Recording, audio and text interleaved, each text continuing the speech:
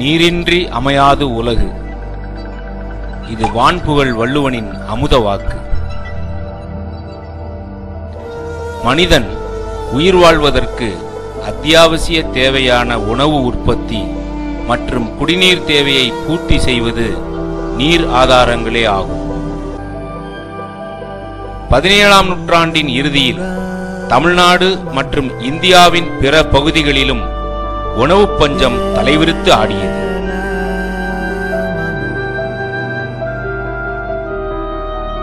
மக்கள் உணவின்றி மாண்டனர்.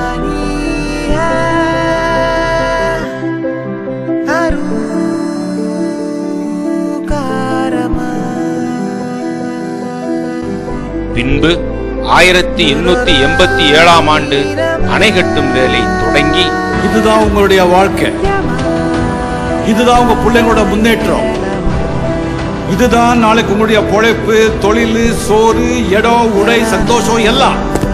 பல இடையூறுகளுக்கு இடையில் 1895ஆம் ஆண்டு கர்னல் பென்னி குயிக் என்ற ஆங்கில பொறியாளரால் கட்டி முடிக்கப்பட்டது.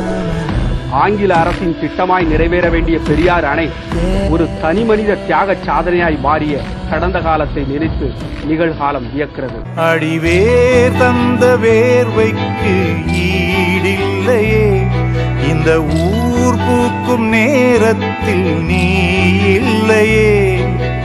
யாரோ யாரோ நீ யாரோ, இன்பம் தந்த கண்ணீரோ.